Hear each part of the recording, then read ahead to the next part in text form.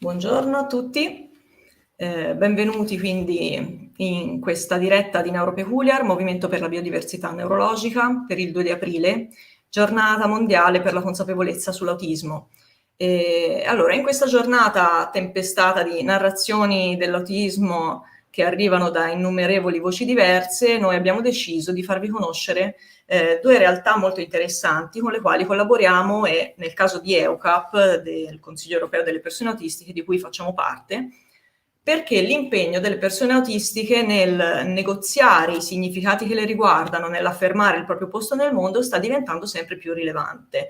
E Neuropeculiar si sta avvalendo in modo molto proficuo del confronto con le realtà associative di altri paesi europei. Quindi voglio lasciare che siano Heta e Gio, guidati dal nostro Fabrizio, a raccontarvi di più su questo. Io sono molto grata e molto felice di averli qui con noi. Quindi mi limito in italiano, perché almeno le presentazioni sono immediatamente accessibili a tutti, a presentarli. Intanto vi presento ovviamente Fabrizio Acanfora, che è il nostro vicepresidente, musicista, scrittore, autore del saggio autobiografico Eccentrico, vincitore del primo premio per la divulgazione scientifica nel 2019 e dell'ultimo nato, appena uscito, In altre parole, dizionario minimo di diversità. È docente del master in musicoterapia presso l'Università di Barcellona e, per la gioia di tutti noi, intervisterà Heta Pukki, che è Presidente del Consiglio Europeo delle Persone Autistiche, è impegnata nell'advocacy nell'ambito dell'autismo dal 1979, negli anni ha ricoperto molti ruoli sia come volontario che come professionista, è stata organizzatrice di peer group, eventi, educatrice, interprete, collaboratrice di progetti ed è stata impegnata anche in organizzazioni non governative. Attualmente è appunto presidente di EUCAP, è anche segretario onorario di Autistic ed è presidente dell'associazione finlandese Autistic Spectrum Finland. È importante che lei sia qui appunto proprio perché ci può raccontare cos'è questo progetto di EUCAP. Heta è anche laureata in biologia presso l'Università di Helsinki e anche in educazione speciale presso l'Università di Birmingham. È anche una madre single di 2 figlie. Abbiamo qui con noi anche Joe Berwood, che ha conseguito un master in filosofia, in intelligenza artificiale, in scienze cognitive e in scienze nell'ambito dell'ingegneria elettronica. Ha lavorato per 25 anni nel settore delle telecomunicazioni. Dopo un esaurimento ha ricevuto la diagnosi formale di autismo nel 2017. Dopodiché ha ricominciato a perseguire la sua ossessione per la filosofia, studiando ulteriormente all'Università di Anversa. Si è laureato nel 2018 con lode, scrivendo la sua tesi sulle implicazioni morali della domanda «Che cos'è l'autismo?». Questo gli ha permesso di ricominciare da capo come dottore di ricerca a tempo pieno nel progetto Neuroepigenetics, incentrato sulla sindrome di Tourette. Ha presentato anche la sua ricerca sull'autismo a varie conferenze, ha pubblicato la sua ricerca in vari articoli. Joe è un collaboratore attivo dell'Autism Ethics Network, è cofondatore di LAVA, di cui è appunto presidente e che rappresenterà in questa sede. LAVA è l'acronimo olandese per Reading and Advice Group Adults with Autism, che è un gruppo di adulti autistici che promuove la ricerca sull'autismo partecipativo nelle Fiandre. Io a questo punto lascio la parola a Enrico e a Heta e Joe. Thank you, all of you, to be here. Hi. First of all, welcome to Heta and Joe. It's a pleasure to meet you. And I would like to start with Heta. And if you want to explain us a little bit the concept and the core principles of EUCAP. Thank you for inviting me. And EUCAP is the umbrella organization for autistic-led organizations in Europe. It was founded in October 2019.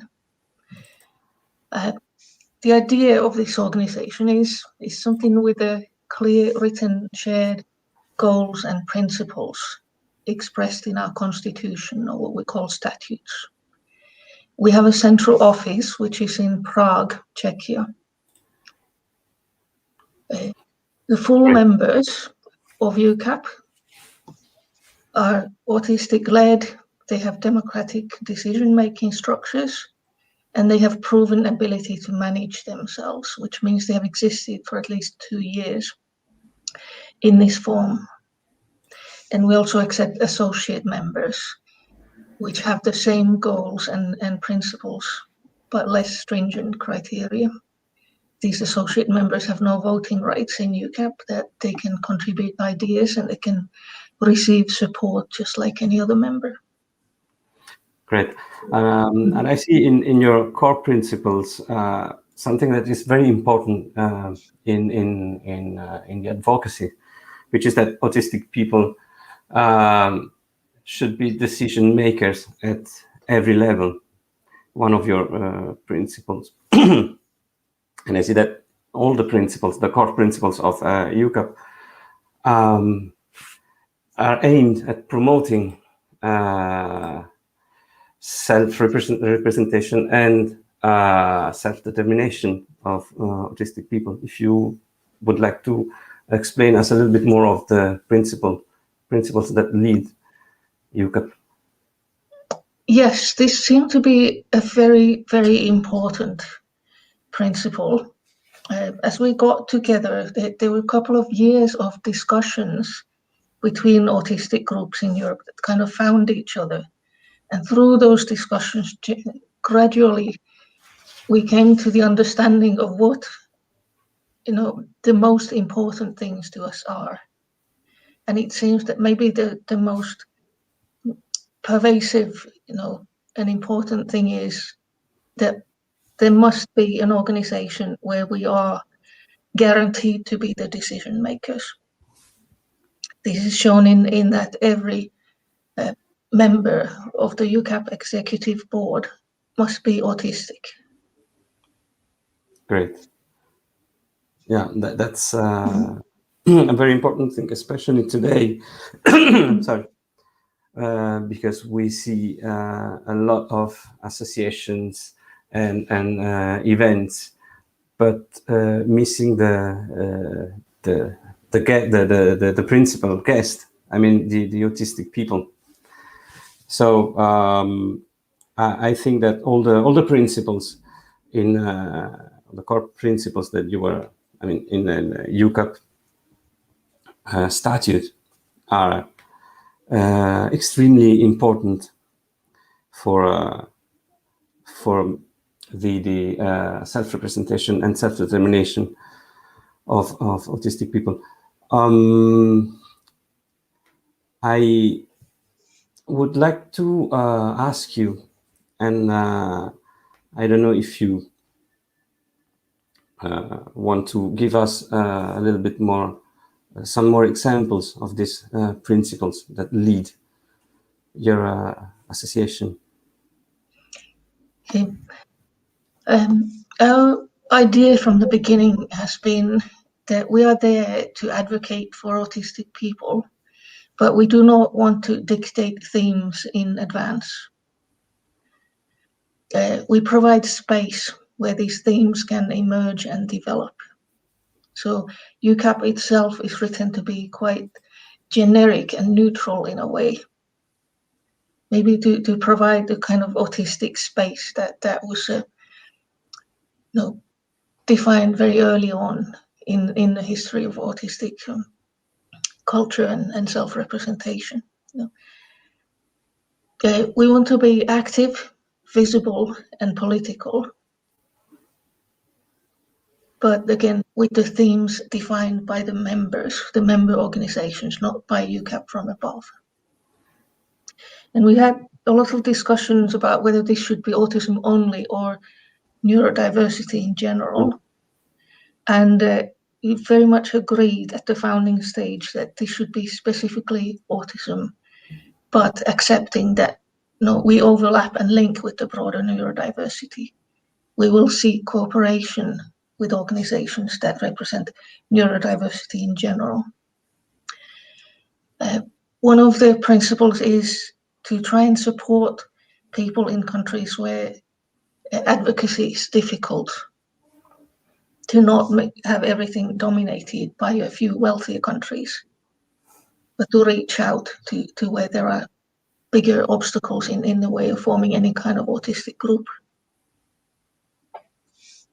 Yeah, I think this is very important, because in many countries, the idea of not only of neurodiversity but of advocacy for autistic people is still needs to be, improved, and people need to be empowered and take and be the creators of the narration about autism.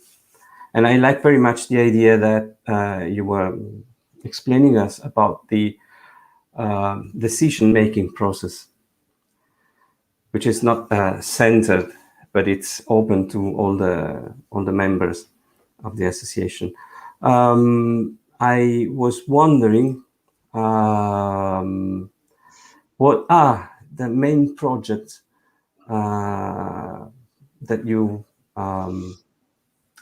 have done, and maybe if you can tell us a little bit also what you hope you can achieve in the future. The main project, I don't think we have one main project. Yeah. I mean, if EUCAP itself at the moment is kind of the project, it is very much still in a stage of building and developing its processes and structures and ways of working together across cultural and language barriers. And I think in the long term, I don't think EUCAP as a whole will have a single theme or project, but we'll wait for the members to tell us. So it should be a structure and a space that allows themes and projects to arise. Great. And if I change the word, because maybe it was the wrong definition, instead of projects, if I say goals, then maybe it's... Well, we discussed goals quite a lot in the early stages, and I collected some from the founding members. Now, this may be very interesting to know. Yeah, some of the things, I'll quote some of the people who talked to us then. They said, "We hope that the organization can become a force for change when it comes to autism awareness, acceptance, and integration." And someone said, "We hope that by participating in EUCAP, we can accelerate the emancipatory process for autistics in Europe." They talked about EU and influencing the EU. Someone said, "We hope that cooperation will lead to a number of cross-border projects and initiatives that will help bring about personal friendships and solidarity between people. We want to contribute to a perspective that concentrates on the strengths of autistic people." So many people say they embrace the neurodiversity perspective. Someone said, "We're not saying give us something, but we are sending out the appeal, let's work together for common aims." So kind of changing perspective and focus. Yeah. And someone said, "We hope that our voices together will be heard throughout Europe, the UK, and beyond." You see, many of us have the feeling that we don't get heard if we speak as the small organization in a small country. Yeah, this is... But if there's 10 small organizations in 10 small countries, that's a much bigger voice, much more likely to get attention. Yeah, this is why, associating it's cooperation is very important. And I've heard what you were saying, and I think there is a common thread to all these wishes that you've read, which is on one side cooperation, and on the other side the possibility to be heard and to be taken into consideration, and also the idea of lobbying, which is not such a bad idea, because sometimes we see when we say lobbying, it has a strange, we interpret that in a bad, we give it a bad meaning. But it is very important that also autistic people are able to lobby and to push and to monitor and check the legislation. I think so. With a bigger and broader organization like EUCAP, maybe the voices of all the autistic people in each country can be heard. Absolutely, and I think we can also kind of support each other to have the confidence to go to that level. Yeah. I keep telling people, from what I see of public discussion at the European level, we have nothing to be ashamed of. There's so many autistic people who have so much to say, but they just tell it to each other instead of going where it could be heard by a broader audience. Yeah, this may be one of the biggest problems. The thing that the risk is that we start talking to each other, and all our needs and our ideas and instances just remain into this small echo chamber. But we actually really also need to be aware of the political meaning of what we are doing, because it is very important also to act on a political level. I don't know if you, because when you introduced EUCAP, you said it also has a political goal, which is something that we usually miss.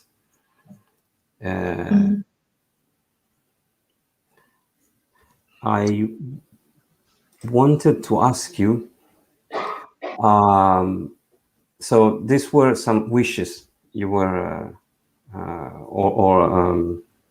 reading as some goals that people would like to achieve with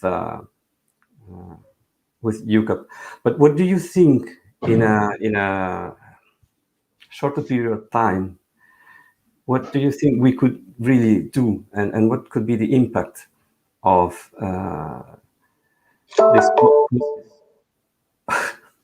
this cooperation of autistic people across Europe? What we can do in a short time, I'd say nothing happens really fast. There's also a certain inertia, I feel, in autistic people's organizations. We tend to have small organizations and minimal resources compared to many other actors in the field who are talking about autism. But in just under a year and a half of EUCAP existing, I feel we have gained something. We have certainly gained knowledge. And when we're talking about awareness this week, of autism awareness, I would say we've definitely gained awareness of each other across European borders. Like 3 years ago, how many of us knew how many autistic people's organizations exist in Europe? Right. Now suddenly we have this view of all these others who are out there. And it may take us a while to figure out how to use that, but at least we know now. So from 9 organizations, as members of EUCAP in 2019, we have gone to 16 organizations in 12 countries right now. And there is continuing interest. So partly we're gaining just from knowing who else is out there. And from talking to each other in a webinar, in a meeting, on our internal channels, we already have a lot of knowledge of skills and approaches and organizational structures and projects and campaigns in several countries. It tends to be more information than we can handle very quickly, but it does open all kinds of opportunities. Not one single big thing at a time, but lots of small ones. And for opportunities to participate at the European level, we joined the European Disability Forum as an associate member. Now that, for example, brings their newsletters to those of our members who want to have them, and that opens those routes to more participation in public discourse, more understanding of the political processes.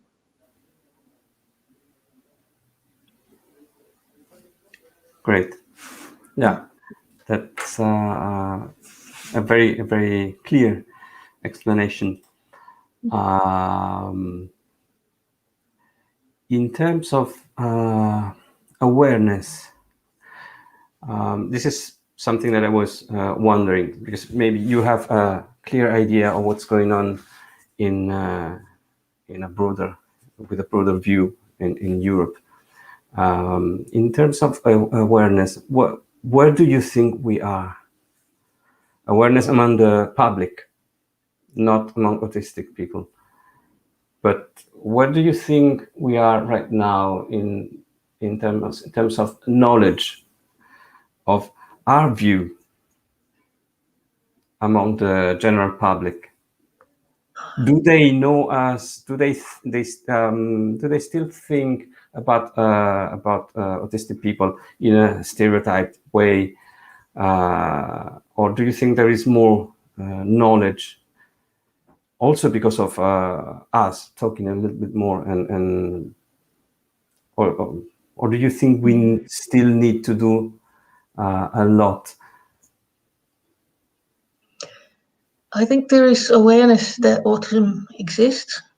There's some, let's say, broadening of the stereotypes, but the reality is that larger parent and professional-run organizations reach much wider audiences than autistic people ourselves.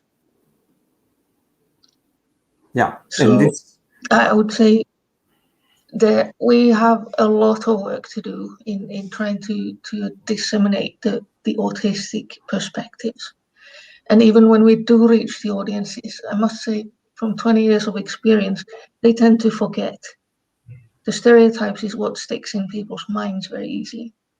yeah. So I think it's sort of constant, long-term, slow work to try to actually get people to understand it at a more realistic level. Yeah, that's it. And maybe it has to do also with what you were saying before.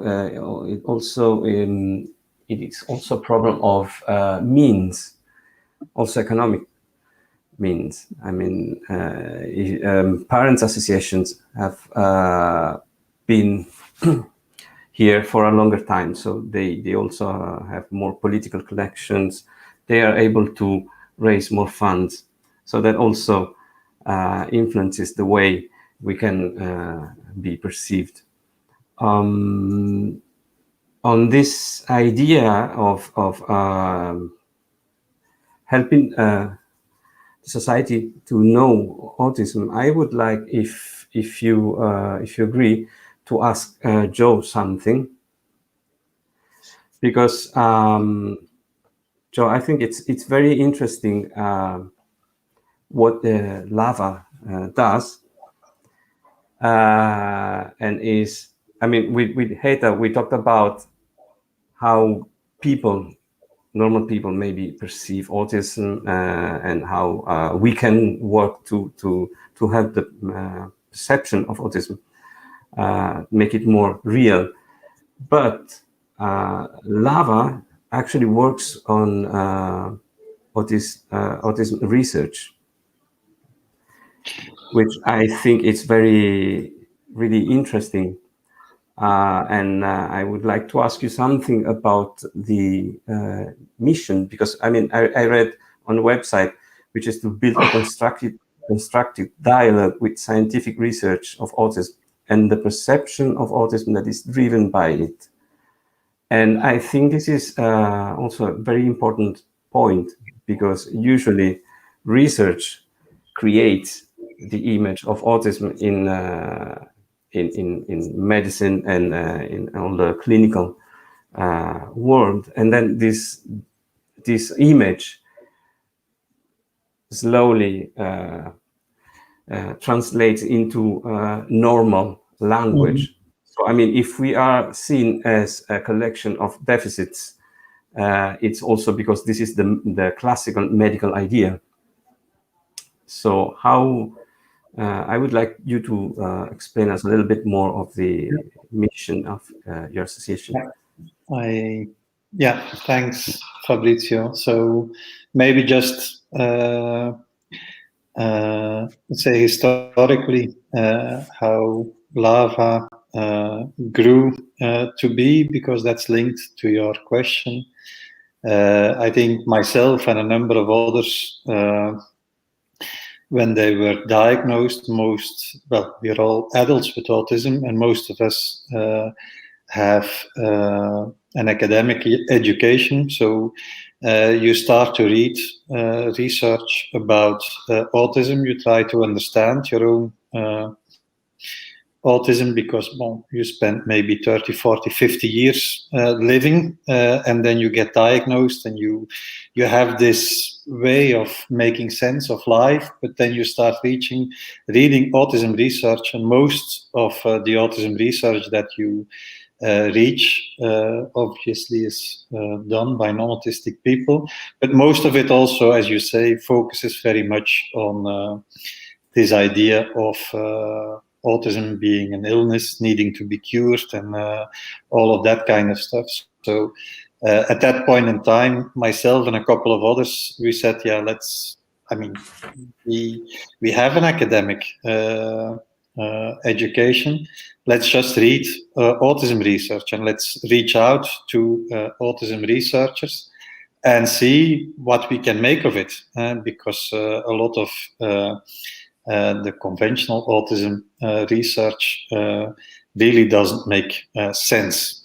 It kind of denies the fact that people like ourselves can exist, people who are married, who have done successful things in their life, who achieved a university degree, and so on and so forth. If you would read the classical autism research of the 80s and the 90s, and still a lot which is published today, people like us cannot exist. So we decided we had to start reading, and that's what we initially started to do, just reading together with 8 or 10 people initially, research papers, and given that I also was active in academic life, I connected to a couple of academics whom I knew, and I knew they had another view of autism. So basically we put all of those things together and we managed to start slowly, but very specifically in reading autism research, but also talking to autism researchers and trying to, let's say, from participation in the research in some way, try to reshape the way that autism is seen. And as you say, Fabrizio, it's actually right, and as Heta said, it's a slow process. But what we do, what is done in autism research, and what self-advocates and neurodiversity does now with autism research, hopefully will start, and I think it is already trickling down, but it will start to shift the image of autism and give us a little bit more of breathing space to acknowledge that people with autism let's say, they have a life past 16 years or something like that, and that we can go on to achieve good lives, even if the environment is sometimes challenging for us.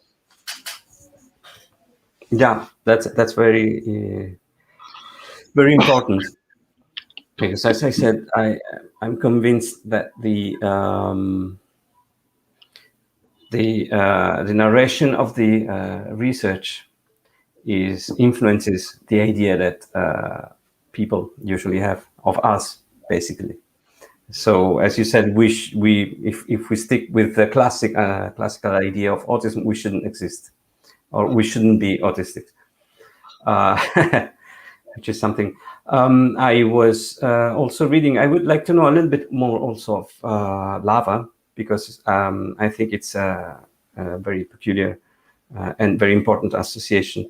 And my question would be, so how do you think, I mean, how do you think you can achieve this idea of maybe also checking and influencing what's happening in the research field on autism? Yeah, so basically what we do is, to be very concrete, what we do is relatively simple. We select some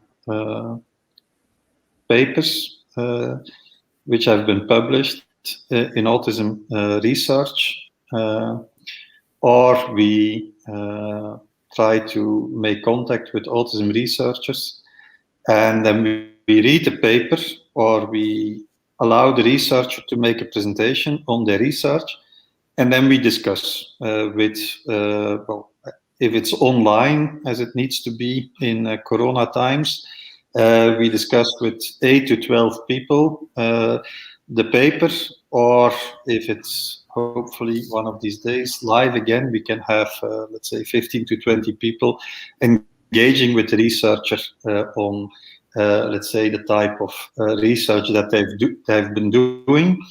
And in this way, there is always a researcher present. In this way, we make sure that whatever we feel about research, whether it is done well, or whether there are things which resonate or specifically do not resonate, or whether we believe that there should be other priorities, because we have our own priorities that we think are important in autism research. It doesn't always have to do about, for us, the most important thing is not genes or brain. It is, let's say, how to live with and how to flourish with autism. So in these reading sessions, we kind of make our own idea, influence the researcher, but we try to also publish what we discuss about. And one of our discussions has been published as an academic paper in a Dutch scientific journal, and others we publish on LinkedIn, or we share with researchers, such that people, so in this sense it is, as Heta says, it's slow, but you have to be glad every time that you can move the needle a little bit. I think in future, because we're a young organization, in future we would like to weigh a little bit more directly on the priorities of autism research. Yeah, and this is what I was going public, and on the public, but we always want to, and then I'll let you ask the next question, but we always want to make sure that we start from really concretely bringing people together, reading a piece of research or listening to a researcher, and really engaging with that. So to make sure that whatever we say is informed by whatever research is being done.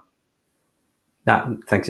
Yeah, I know in part you also already replied to what I was going to ask you, because it was about if you think or you're planning also to do some steps to start I don't like the word influencing, but to inform a little bit future research.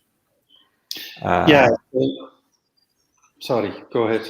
No, that was the question. No. So yeah, so you said that before, and I think most lobbying is bad because it's done from people with money to make sure that whatever is going on keeps going on in the same way.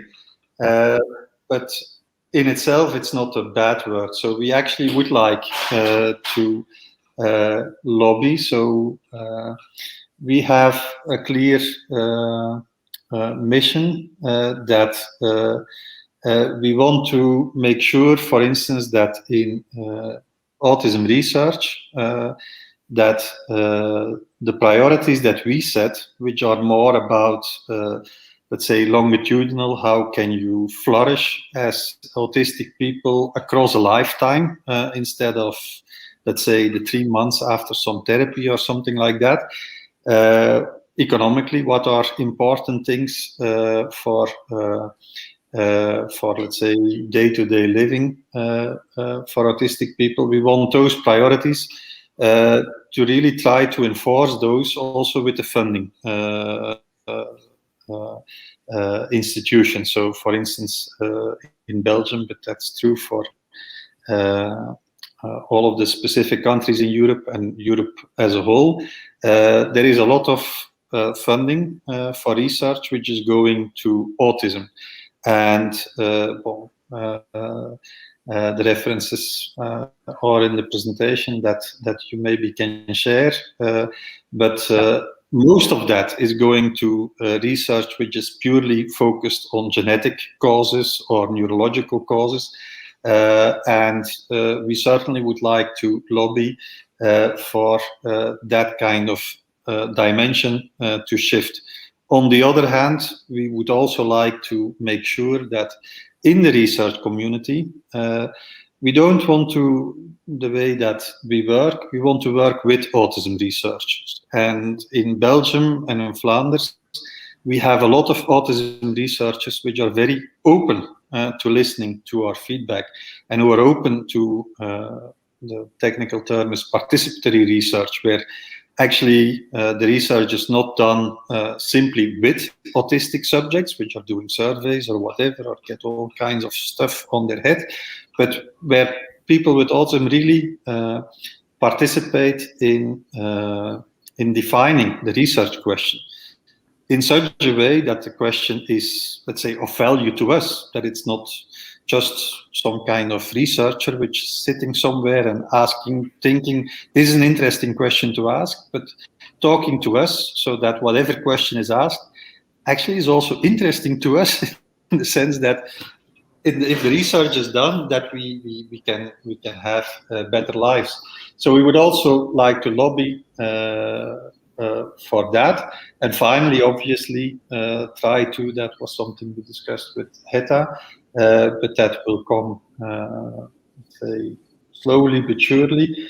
Really also make sure that in the media, when autism is portrayed, that journalists do not just publish these fantastic stories on oxytocin and autism and whatever, and cures and so on and so forth, but that I actually also call to inform people with autism who are informed about the research and who can say, bon, autism is not, let's say, a simple thing where you can do a nasal spray and suddenly everything is fantastic or something like that. That we also would like to weigh on the public perception that they see that there is a whole range of people with autism and that they don't all fit into this one, let's say, stereotype that people have in their heads. Great. So I think you answered 3-4 questions in a row that I wanted to ask you. So that was perfect. But when you were talking, I was thinking about something, and it was about, I mean, the real participation, not only, as you said, not only as subjects of study, but also as the ones who build and design the studies, and also we may be better also choosing the what to study, as you were saying, because usually all the research is very interested in genetics or in hormones or whatever it is, and very little is done also about how to improve our quality of life, and not only from a medical point of view. And at this point, I have a question for both of you, which may be on one side in research, it has to do with language. I'm a little bit obsessed with how language shapes our perception of the world, so also of our reality. And on one side in research, do you think it may be also interesting to start informing researchers on what kind of language to use? Because very often we read and hear this idea of autism as a pathology, as something that has to be fixed, and that maybe this idea also goes to the public. So, you know, people think about autism as something that needs to be fixed. And then I was also thinking about Heta, about EUCAP, if this also, what Joe was saying about also talking to the press, journalists, and the people who, make the news and talk about also autism, if you think it is something important that we start lobbying again, but if we start trying to inform about how autistic people would like to be represented, and not only, because we live, our representation at the moment is what the other part of society does of us. I don't know if, This question was a bit long, but sorry. Yes. Yes, language is important, and that was shown partly in the early stages of forming EUCAP. We worked on those statutes. We had very, very long discussions about how, in our umbrella organizations, can we describe autism so that everybody can live with that description. How? And then that is complicated by the fact that in different languages, the issues are slightly different. And that in different areas of Europe, people have adopted different terminologies, and autistic people and communities disapprove of different terminologies in different parts. So going to the multilingual context, it becomes an incredibly complicated issue. But overall, we just want some kind of language that, shows that we are autonomous, that we are decision makers. We must be empowered to live good lives as autistic people, while at the same time accepting that a large proportion of the autism spectrum are disabled people. Mm-hmm. And most people are happier with the disability terminology than with illness. I haven't met anyone yet who wants to be called psychiatrically ill or diseased in any language. Yeah, I think that's an important point, I think, from a European perspective. I think language is crucial. And my research and the papers I published are about not having autism seen as a disorder, but acknowledging, like Heta said, that for many people, it is a disabling thing, and whether it is disabled because of you or because of society, well, in the end, if you live the reality, that's not that important. But language is crucial, but something which I think is a little bit different in Europe and in all of the different languages than with respect to the UK and the US, where you have this large neurodiversity movement. There is a lot of things about calling autism this way and not that way, or about saying autistic persons and not persons with autism, which are all very interesting discussions, but it is very difficult to, let's say, put that as a central theme in all of these different languages, because every language has a different way of evolving with respect to those things. So I think also as a researcher, and I know a lot of researchers on autism, we have to make sure that language is a central theme, but we don't have to start to be a language police. I'd much rather have an autism researcher which has a mindset of this is not an illness, but I would like to address issues that people have, or I would like to address talents that people have.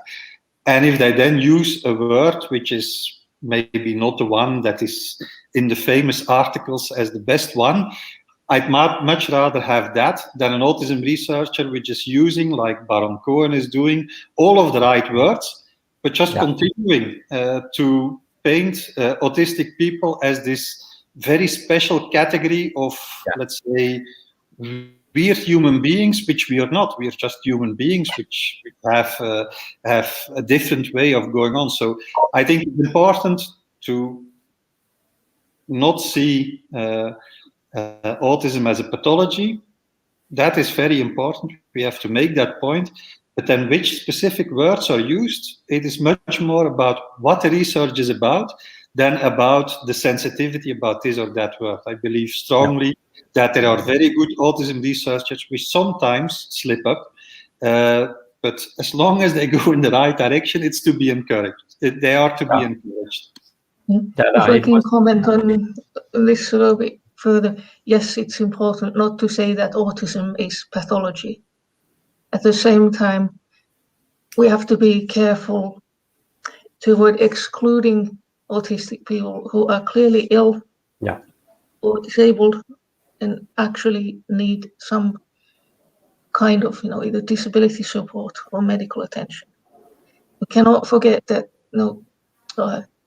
conditions like epilepsy, sleep disorders, ADHD, Tourette's, they overlap with the autism spectrum. And for some people, it's very hard to define in themselves, is this part of my autism, or is autism just the nice things and this is just something co-occurring? Yeah. So if I can share just for a moment how we put this in the EUCAP statutes, because we worked very hard on this. Can you see this? No. No. Right, yes.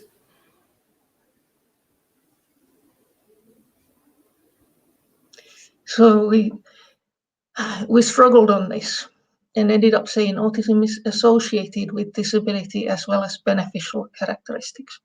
And then we tried to say the levels, the proportions vary by person. And disability stems in part from prejudice and exclusion.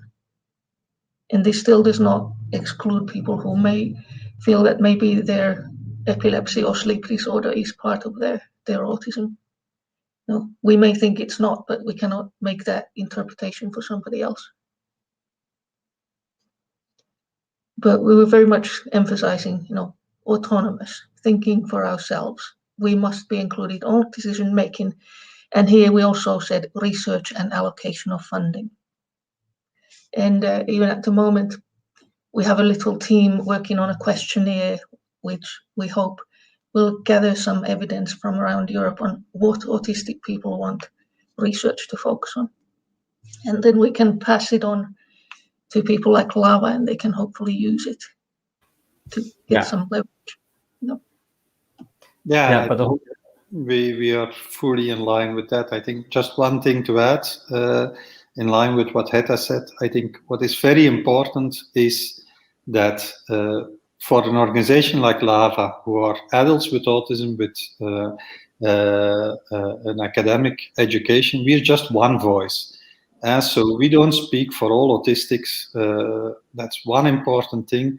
Another important thing is we have to always bear in mind that this whole autistic community goes from people like Heta said, with multiple things which are really feeling ill or which are really need support in order to get by, to very completely autonomous people who have a career and so on and so forth. And we are together. We should not ever let us be separated in multiple subgroups, because what connects us is autism. And if we all, including non-verbal autistic people, if we are heard, all of us, then people will see that there is one thing that is common to us, that if society adapts to it or allows us to express it, then we will all, as one group, will be able to advance.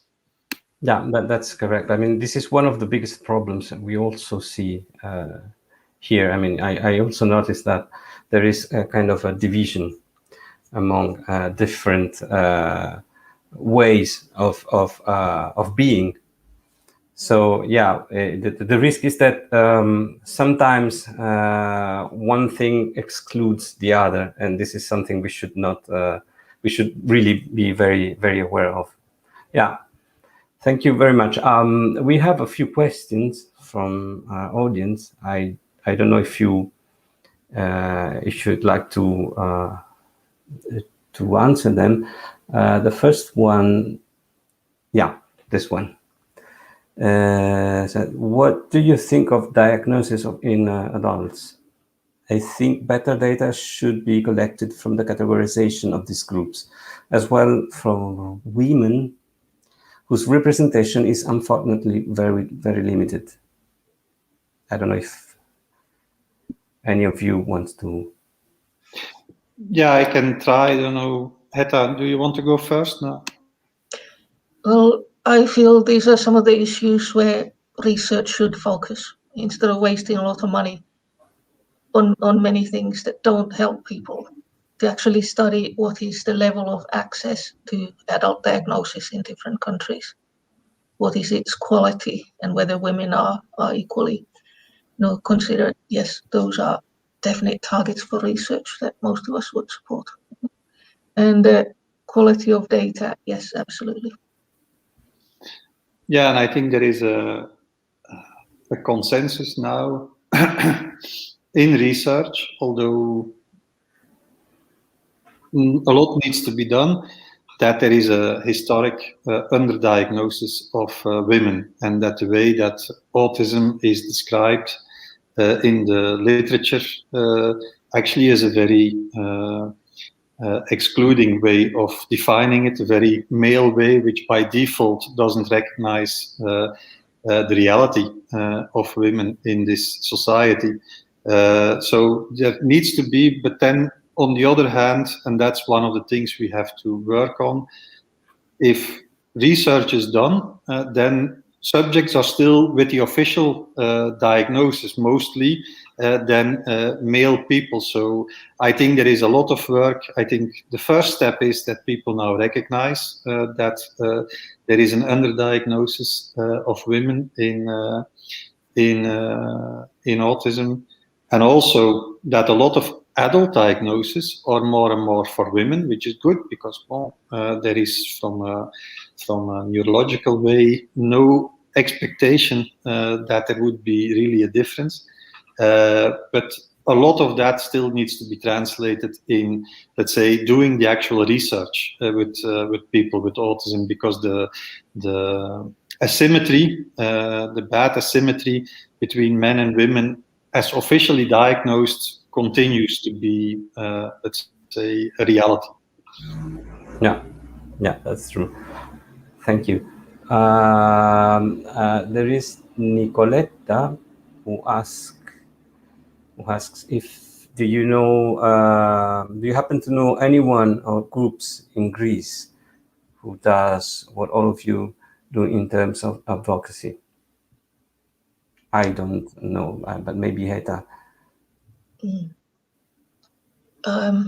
Some years ago, when we were discussing EUCAP, I heard that there had been an autistic people's organization in Greece, but that it had ceased functioning. And since then, I have been in touch with a couple of individual people from Greece occasionally, but I do not know of any group or organization. And with countries like this, we would very much welcome even just a single person member. Mostly EUCAP members are organizations, but in countries where it's difficult to set up, we would welcome an individual, just to give us a picture of what is happening in the country. Right. So that maybe is it's very interesting to say now. So if there is anybody interested, maybe they can contact EUCAP. There is also a question. We have like 3 minutes. Maybe we can answer this question about. It's from Alberto. He says, "Hello, everyone. Interesting contributions to the Day of Autism." And the theme of the approach to decent employment beyond the correlation with the education system. Yeah, there you see it. So, it disappeared. I don't know if you have anything to say about decent employment beyond the correlation with the education system, or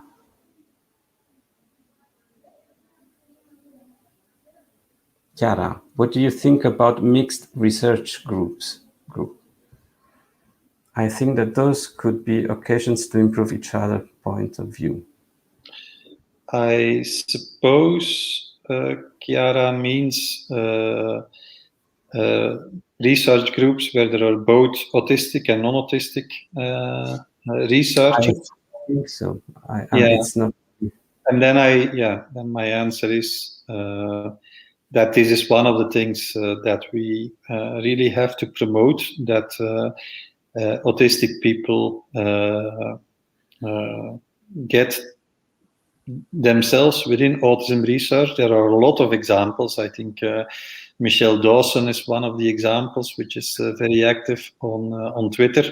Damien Milton, maybe myself to some extent. So there are a lot of people who identify as autistic, which are also in research, and probably a lot of researchers who do not identify as autistic, maybe because they don't know, or maybe because they don't dare to do, and that's also thing. So I think with LAVA, that's one of our plans, to try to promote autistic researchers, openly autistic researchers, to promote them, to make sure that they get there, because I think from the time that you have a research group which has both neurotypical and neurodiverse people, at that point in time there will be immediately more understanding that the research question needs to be valuable and non-discriminating and all of that kind of stuff. So I think this is really an essential thing that is being pushed also by organizations like Hotscape, and which is one of the organizations of EUCAP. Great. I think we are running out of time because it's already 12:30. So I want to thank you both for being with us today on such a busy and very important day. And it was very interesting to hear about EUCAP and LAVA. And I hope to see you very soon again. Thank you very much. Thank you, Fabrizio. Thank you very much. Allora io saluto tutti quanti, vi do appuntamento per chi ci sarà oggi pomeriggio alle 17.